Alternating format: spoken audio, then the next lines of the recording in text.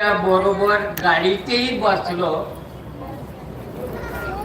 तो रस्ता उबड खाबड तरी बाबा पोचले.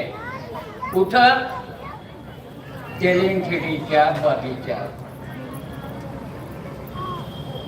याच्यात मुख्य गोष्ट कोणती आहे?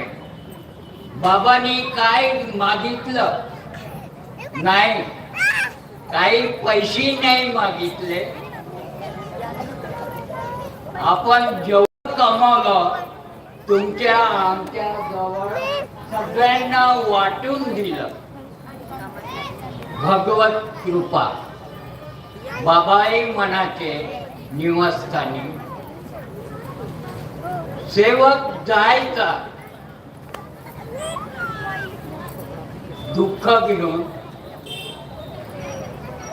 बाबा म्हणायचे की मी जे काही कमावलं ते तुमच्याच घरी आहे. आपल्या घरी काय आहे?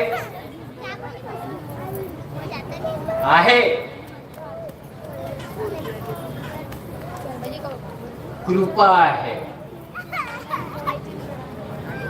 आणि ती कृपा आलेल्या सर्व विघ्नातून आपल्याला दूर करते. बाबांनी सांगितलं, जर तुम्ही बसल्यावर दुःख जर सांगितलं, परमेश्वरी कृपा तुमचं दुःख दूर करते. आता कशाला? आजचा सकाळचा क्षण माझी पत्नी कॅन्सरनी पीडित आहे. 5 वर्ष झाले. आजही आहे, औषध चालूच आहे. आणि मी कुठं आहो? झिंगाबाई टाकळीला. कशासाठी? सत्संग. हा जयघोष तुम्हाला तारणार आहे. माझ्या घरी आता मोठघरे भाऊ आता बसलेले आहेत. त्यांनाही मी फोन केला. मी यवतमाळला औषध आणायला जाऊन राहिलो. परंतु मी त्यांनाही फोन की मी यवतमाळला येऊन राहिलो. आणि मोठे भाऊलाही फोन केला, कारण मला झिंगाबाई टाकळी माहीत नव्हती. महालला राहतो मी, पण मला हा रस्ते माहीत नव्हते. मी बर्डीला गेलो आणि तिथं बोधनीची बस पकडली. माझ्या मनात फक्त एकच होता, सत्कार मूर्ती नाही, मला नको. बाबांच्याही समोर आम्ही जमिनीवरच बसायचो. आम्हाला पद नको. 90 पासून 98 पर्यंत मी मंडळात होतो. मला भरपूर अनुभव बाबांनी मला समोर दिले. आता मी सांगत होतो की तेलिंगखेडीच्या बगीच्यात गेल्यानंतर बाबांनी काय केलं.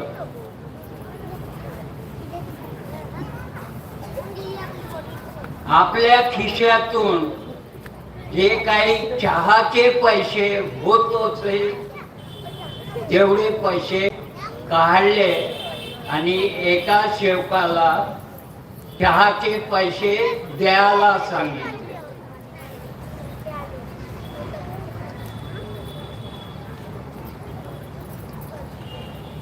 बाबा हेच उदाहरण आहे की बाबा आपल्यासाठी काहीच नाही ठेवलं. शेवटी मलाही माहीत आहे बाबाच्या 26 रुपयाचा बँकेचा शेअर होता. रमेश भाऊचे लहान भाऊ, लहान मला नाव माहीत नाही, विसरलो, त्यांनी बाबाला मागितलं काही पैसे आहे का म्हणे. मी प्रत्यक्ष तिथंच होतो.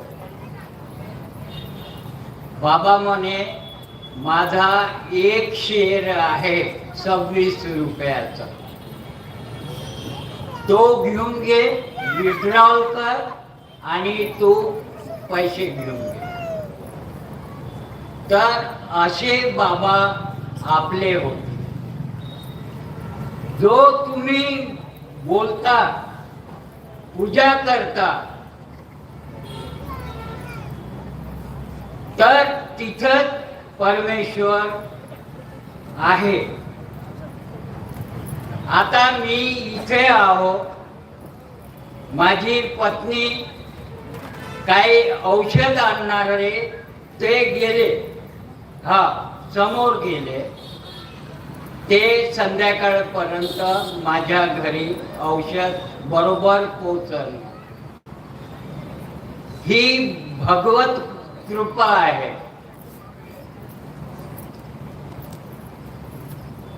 आता टावरीच्या दवाखान्यातला मला जो अनुभव आला, आपण मागतो, बाबालाही मागतो, आईलाही मागतो, काय मागतो, सगळं काही तिथेच मिळते आपल्याला.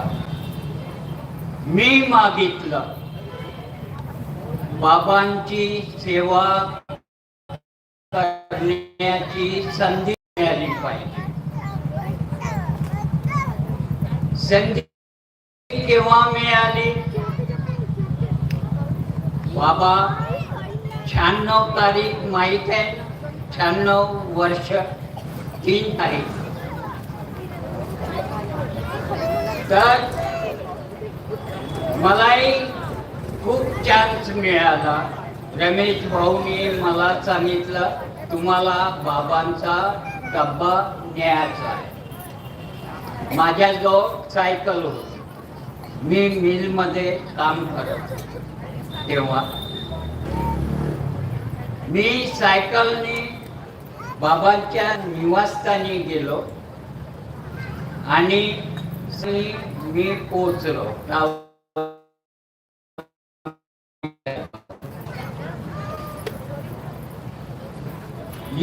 मला काय मिळालं?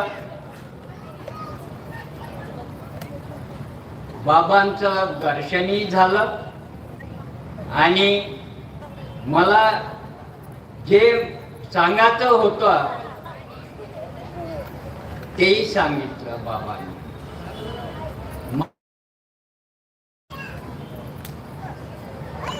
त्याच्यानंतर 3 तारखेला बाबा 11:30